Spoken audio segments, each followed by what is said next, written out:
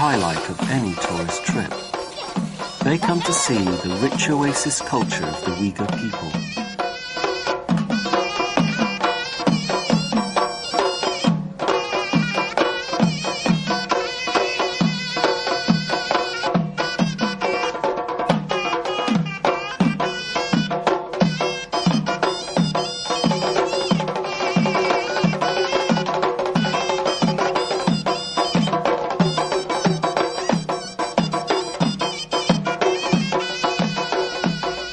By race, they are not Chinese at all.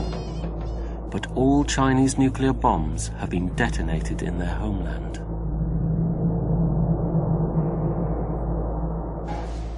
A local contact takes us to secret meetings with more patients.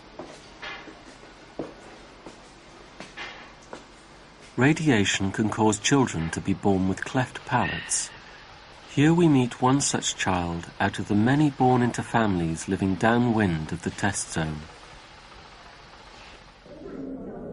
After the bombs were exploded 10 years ago, in the towns near the test site, many children were born with cleft palates. We found that for every 10 patients, 8 had cleft palates. For a doctor to see 8 out of 10 child patients with cleft palates is unusual and a clear indication of the effects of the nuclear tests. The incidence of congenital deformities is very high. We also have deformities such as enlarged stomach, enlarged bowel, enlarged head, and gynecological problems. There are many children with deformities that we never find out about. They just die. Nobody has ever said it, but we think the nuclear pollution is the cause. This 6-year-old boy is typical of the children we meet. His doctor's report states that his brain has not formed normally. So what things can he do now? Can he walk now? His small brain, leading to severe learning difficulties, indicates yet another congenital abnormality. Oh, he's a bit unstable.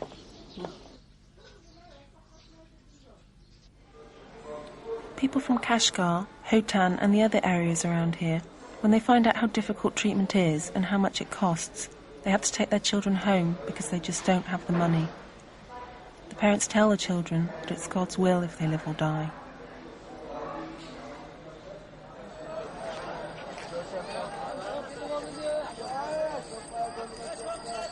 Since the mid-1980s, the Chinese government has encouraged thousands of tourists to visit the region.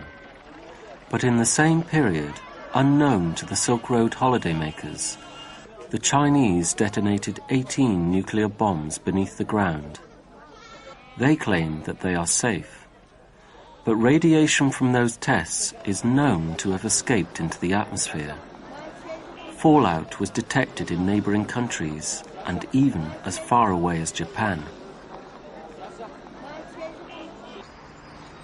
5 weeks into our trip, we hear from Anwar again. He's made another crucial breakthrough. We rush back to Urumqi. Anwar's high-risk strategy has paid off.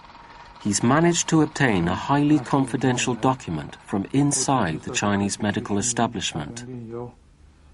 The paper is marked, restricted, take care of this document. It is a desperate plea for more cancer facilities and ends, we cannot wait a moment longer.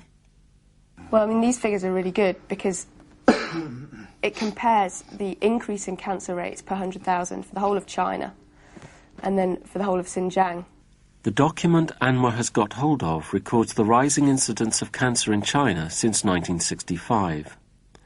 The figures reveal how from the early 1970s, cancers in the Silk Road towns close to the test site began to rise much more quickly than in the rest of China. By 1990, cancer rates in these towns were more than 30% higher than the national average. Since 1976, the increased radiation dose from the bombs appears to have produced a dramatic increase in cancers. The number of cancers in the Silk Road towns increases even faster as more tests are carried out. These statistics amount to a chilling demonstration of the effects of the radiation on the people who live there.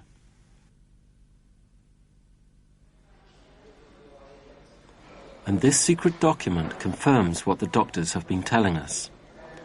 The types of cancer which are rising the fastest are malignant lymphoma, then lung cancer and leukemia.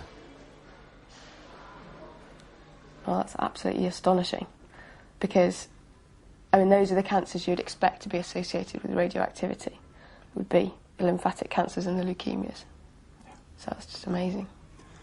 Over the years, China has built a wall of secrecy around its nuclear tests. Scientists denied any health effects. Doctors could not research the effects. But here in our possession was the evidence to nail the lie. A colleague arrives from Britain. He stays at our hotel. Like us, he appears to be just another tourist.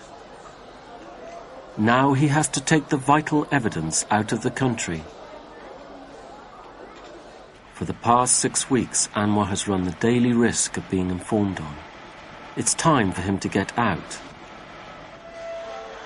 As he leaves, he knows he'll never be able to return to China again.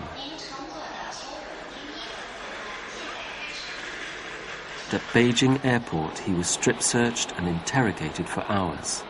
But because he wasn't carrying any evidence, they eventually let him go.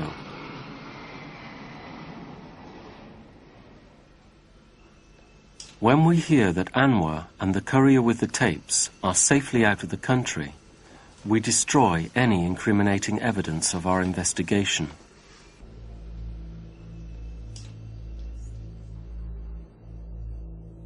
At the end of our so-called tourist trip, we and the other travellers can leave. The millions of people in Xinjiang do not have that choice.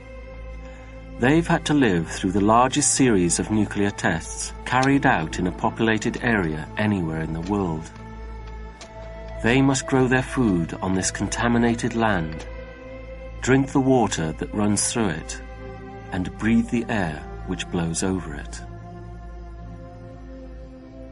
And one of the worst things is that people there are so aware of what's going on. Everybody talks about it, everybody knows about it, the doctors all seem to know about it, and they're not allowed to say anything, they're not allowed to protest, and the doctors aren't allowed to do any research into the subject at all. It's all undercover, it's all secret. And that's one of the worst things. While the Chinese government continues to hide the appalling truth of its nuclear tests, like this 17-year-old girl, countless thousands are suffering the cruel consequences. This winter my daughter really suffered from the pain. Because she couldn't bear it, she kept saying, "Maybe we should cut my legs off. I really can't bear the pain anymore." I didn't know what to do. I tried to hold her, comfort her. One time she even said goodbye to us. She said, "Bye, Mum. Bye, everyone. I can't bear the pain anymore."